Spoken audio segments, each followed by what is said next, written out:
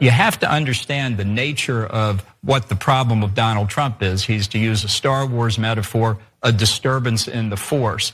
And it's not an attack on our democracy. It's Donald Trump looking out for Donald Trump. It's a once in a lifetime occurrence. I don't know that I agree with you. To be fair, with all due respect, one doesn't have to be brilliant to attempt a coup. I disagree with that. As somebody who has helped plan coup d'état, not here, but other places, it takes a lot of work, and that's not what he did. So what? Excuse me, John Bolton, former advisor to Donald Trump, just admitting to Jake Tapper on CNN that, yeah, he's planned coups, okay? And you do have to be a genius, like moi. What? Are we on air? This is typical neocon like behavior. Neoconservatives, you got your Cheneys, like they're really proud of their handiwork, and that is John Bolton. Again, one of the architects of the Iraq War in 2003, also had a hand in a coup attempt in Venezuela, which he talks about here as Jake Tapper kind of, I feel like takes him a while to be like, wait a minute, what was just said? We gotta go back to that. So here's how it continued. Anathematize the rest of the Republican Party, and that's unacceptable. I do want to ask a follow-up.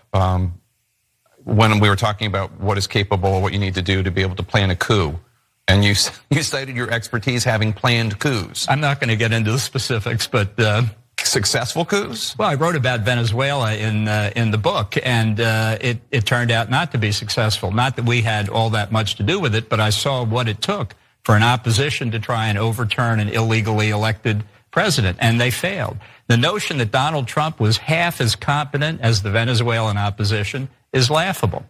But I think there's another. I feel like there's other stuff you're not telling me, though. I'm sure there is. Okay, but even that stuff, a few questions there. He's saying, I've seen what it takes. I wasn't that involved, but in Venezuela, for an opposition to try and overthrow an illegally elected or an undemocratically elected president, which to me the follow-up is, so do you think Biden was undemocratically elected? Because like, whose side are the coup mongers on?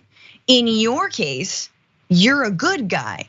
In this case, they're the bad guys, but not because they weren't trying to do the right thing in your mind, but because they were bad at it. There's just some like fuzzy logic to bring back a George W. Bushism. What did you, Yasmin, how did this come across to you? Okay, so I'm actually gonna be talking about this on Rebel HQ later, so it's like very fresh in my head. But this story is interesting because it's kind of twofold. On one hand, you have John Bolton, Trump's former NSA, who has rightfully earned a reputation for being a warmonger around the world. He's advocated to invade nations like Iraq, Iran, and Venezuela, like he said, even though back in the 70s during the Vietnam War, he didn't think it was a good idea for him to go and die in a Southeast Asian rice paddy. His words, not mine. Now, on the other hand, you have the history of the United States inserting itself into foreign governments. And whenever the United States is involved in overthrowing a foreign government, regardless of how fascist it is or how horrible the dictator is, it's not really about being champions of democracy or human rights. We only ever do so if we have some sort of vested interest in that country, be it political influence or access to resources. And the end result is almost always more destabilization within the country, which leads to more problems down the line. And those are problems that the people there have to live with. And of course, the US isn't the only one that does this, but to hear John Bolton bragging about his expertise in planning coups around the world is incredibly jarring, even though it's not really surprising. And on top of that, he's not really remorseful for any of the lives that he has helped lose. No, and he's like, I mean, if you want to see my coup plan for Iran, I've got it right here in my back pocket. I keep it right here. Did you know? Is this not the place? Like he doesn't get that he said the wrong thing, maybe. But no, he's smiling the whole time. He's like, oh yeah, we love to plan coups. Yeah, and he actually, he was. Remember, he was too coup-y for Trump. Like, because Trump, like let's give him credit where credit is due. he tried to coup inside the US, keep all the dirty laundry here at home, whereas John Bolton's more of a like, let's do it over there type guy. Not that Trump wasn't awful in terms of drone strikes and other things, but let's just go to graphic 4. Let's remember Bolton is most openly and passionate, known for openly and passionately calling on the US to bomb nations he deems irredeemably dangerous, like North Korea and Iran, holding a special place in his heart, writing that America should attack them for pursuing nuclear weapons, and even advocating regime change.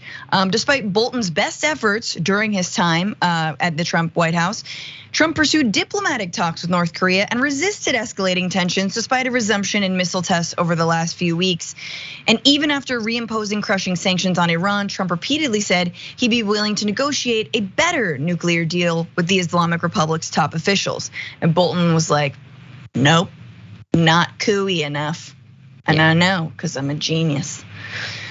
I will say one thing, even though Trump is very America first, John Bolton did have a pretty interesting role in the 2000 election, back when it was between Al Gore and George W. Bush, and there was all that big hullabaloo in Florida about counting votes, and John Bolton was a big proponent of stopping the count, literally stop the count, right? Stop counting votes, and had he not done that, the outcome of that election and the subsequent 8 years that followed might have been a lot different.